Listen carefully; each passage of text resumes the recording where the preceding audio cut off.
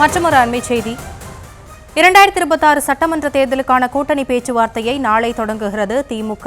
இந்த நிலையில் முதலில் இந்திய யூனியன் முஸ்லீம் லீக் கட்சியுடன் பேச்சுவார்த்தை நடத்தவிருப்பதாக தகவல் வெளியாகியிருக்கிறது. இதுகுறித்த விவரங்களோடு இணைகிறார் நம்முடைய செய்தியாளர் பாரிகார்த்திக். நாளைய தினம் இந்திய யூனியன் முஸ்லீம் லீக் கட்சியுடன் பேச்சுவார்த்தையை திமுக தொடங்குகிறது. இந்திய யூனியன் முஸ்லீம் லீக் கட்சியை பொறுத்தளவில் எத்தனை தொகுதிகள் கேட்பார்கள் என்று எதிர்பார்க்கலாம்? முழு விவரங்கள். வணக்கம். ஐயுஎம்எல் நாளை தினம் திமுகவுடன் பேச்சுவார்த்தையை துவங்க இருக்கிறார்கள். ஏற்கனவே திமுக சார்பில் வருகின்ற 22ஆம் தேதி முதல் பேச்சுவார்த்தை துவங்கும் என அறிவித்திருந்தார்கள். திமுக சார்பில் நேற்றைய தினம் குழு அமைக்கப்படும் என்று அறிவித்த நிலையில் இன்று காலை குழுவும் திமுகவுடைய பொருளாளர் TR பாலு அவர்கள் தலைமையில் குழு அமைக்கப்பட்டிருக்கிறது.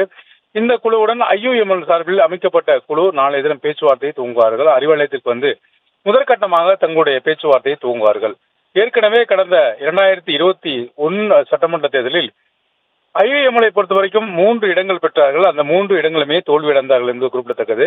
தற்போது அவர்கள் பெறக்கூடிய இடம் என்ற அடிப்படையில் கிட்டத்தட்ட 3க்கும் குறைவான இடங்களே திமுக ஒதுக்கும் என்று எதிர்பார்க்கப்படுகிறது. ஆனால் ஐயுஎம்எல் 5 இடங்களை அவர்களது விருப்ப தொகுதியாக நாளைய தினம் பட்டியலாக கொடுக்க இருக்கிறார்கள். 5 தொகுதிகள் எங்களுக்கு வேண்டும் என்று நாளைய தினம் முதற்கட்ட பேச்சுவார்த்தையின் போது பட்டியலாக கொடுப்பார்கள். ஆனால் திமுகவை பொறுத்த வரைக்கும் 2 இடங்கள் மட்டுமே ஐயுஎம்எலுக்கு ஒதுக்குவதற்காக நிர்ணயம் செய்யப்படும் என்று எதிர்பார்க்கப்படுகிறது. நாளைய தினம் நடக்கப்பட்ட இந்த முதற்கட்ட பேச்சுவார்த்தையின் போது எந்த ஒரு முடிவும் எட்டப்படாது.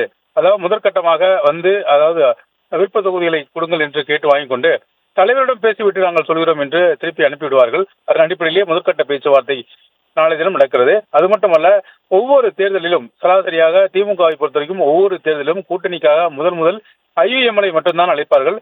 வெகு காலங்களாக அவர்களுக்கு உடனே இருக்கும் ஐயுஎம்எல் தொடர்ச்சியாக எல்லா தேர்தலிலும் முதற்கட்டமாக முதல் கட்சியாக அவர்கள்தான் பேச்சுவார்த்தை துவங்குவார்கள். அதன் அடிப்படையிலே ஐயுஎம்எலுக்கு நாளை தினம் அந்த அழைப்பு எடுக்கப்பட்டிருக்கிறது. நாளை காலை அறிவாலயத்தில் முதற்கட்ட பேச்சுவார்த்தை துவங்கும் என்றும் எதிர்பார்க்கப்படுகிறது.